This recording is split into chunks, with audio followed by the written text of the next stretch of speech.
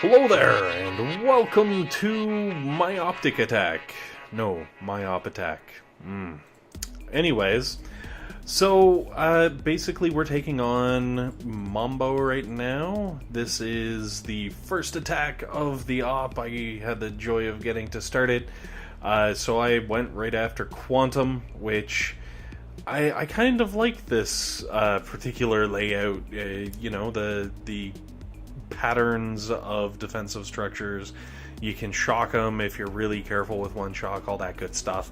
But the only problem with my attack this time around is, for some reason, there it goes, I threw a shock into the middle of nowhere instead of a flare, and was already moving on into the smokes to cover the escape of my Zookas, and just everything went straight to carp. So, my attack ends, unfortunately, really quickly. But at least I've taken down some of the rocket launchers that really pound away on our lower level people. Because our task force has a really wide range of people like myself who are more offensive, and then others who are more either they're turtles, so their offensive abilities are pretty weak, or they're just straight up low levels. I think we've got one or two guys that are in their 30s, maybe early 40s. The vast majority of the task force, I guess, is I'd say mid 40s to low 50s, but we've even got a couple of guys who are getting up into the mid 50s. It's very exciting. And also, we were fortunate enough recently to actually finally fill our task force up. For the longest time, we'd been running between 20 and 22 people, and we had been having really bad luck. And now, lo and behold, we have a full set of 25, which is fantastic. I've really enjoyed seeing the new blood come in and jump right into the ops, and it's been nice to see that happening. So anyways, like I was saying, basically, yeah, the more offensive or higher level people tend to try to open the door. Because I failed, I kind of just creaked it open. Fortunately, Hot Wings here to roll in behind me and just kick it all the way wide open for the next victim. Who, well, I guess Victor would be more appropriate, because, and I am going to skip, a couple of attacks, because you don't want to see every single attack, I'm sure, is K-Sose, or Kaiser Sose. I have spoken to him. He's like, yeah, no, it's totally from The Usual Suspects, which is awesome. It's a great movie. If you've never seen The Usual Suspects, my goodness, you need to go out and see that movie. Well, I guess at this point it would be download it or watch it on Netflix or Hulu or whatever you're watching movies on. But fantastic. I'll give you a hint. There's a twist ending. I'm just gonna say. No spoilers or anything. The girl did it. No, not really. So this attack is awesome. As you can see, the rocket launchers are like just polishing off his last troops as he takes down the core, like milliseconds away from the next rocket barrage, which would have finished him off probably. Love seeing attacks like that. It's always like the nail biters at the end that are always the most entertaining. So then we're going to move on to Ballast. And Gung Ho, who is definitely, he lives up to his name, jumped in there for actually the second overall attack to kick open that door for some lowbie to come in and finish the op off.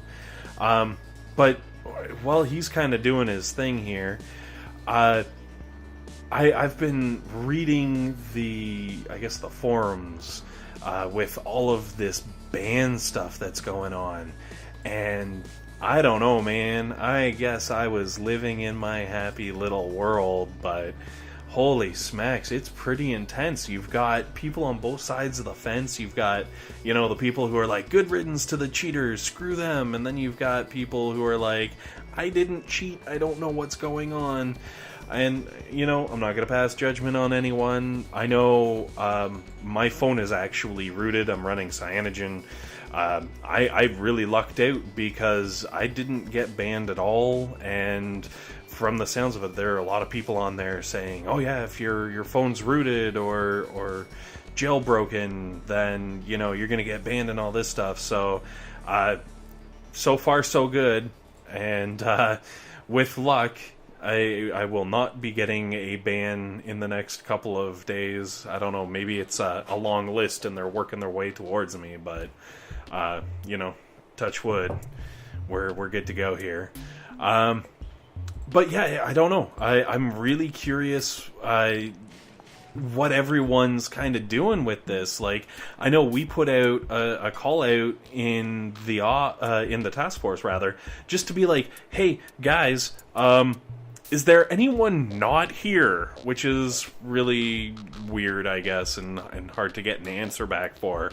But, yeah, we're trying to figure out if we've lost anyone, because we want to go after sour grapes again, but if we're going to be, 5 players down in our task force, there's no way we can take that on. So it's interesting, I guess, to see what we can get going. And fortunately, I think we're all pretty close. I'm pretty sure the majority of the guys aren't cheating, but you never know, right?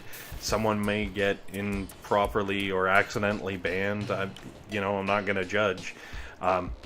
As a non-cheater, I'm kind of okay with people getting banned for cheating, because I like playing fair. But hey, whatever. Anyways, I'm really curious though, is there anyone out there whose task force has really been crippled because of, people getting banned? Or is there any task force? When I was reading through the forums, someone brought up a good point, what happens if your task force leader gets banned? That could cripple you. I don't know. Very interesting stuff, but I'm curious if anyone out there has kind of run into this or experienced this, or is a few people down in their task force right now and trying to struggle through ops, because let's be honest, it's a pretty fascinating little tidbit of news right now, I guess. By all means, please leave comments below. If you're on the forums, feel free to, throw me messages. However you want to kind of get it across. I would love to know kind of what's happening with people, what their feelings on the subject are, because there really does seem to be this crazy divide between, the different camps. Obviously, on the forums, you're going to have the vocal minority who are, just going crazy, but still, it's very interesting to see kind of how things are playing out and where we're going to be after it's all done. Because to be completely honest, like I was saying, I think I've been lucky. I've been off in my own little world. I didn't even think or realize that, there were this many cheats available for the game, or I didn't think that cheating was that rampant. But when you're reading those forums, man, there's a lot of different names and a lot of made up names just so that they can flame and cry about the woes of being banned. But let's be honest, if I got banned, I'd probably be crying too, because I really enjoy this game. It's a lot of fun. And, having to go through withdrawal it's not a good thing. Anyways, we're coming up on our last attack on Dredge, made by Delta Tango, and it was actually really kind of interesting to see this attack come through, because basically, he goes in with that Scorcher, and the Scorcher gets blown up, and the core disappears, and oh my god, are we going to get hit with that crazy bug? So I actually went in and replayed it right away.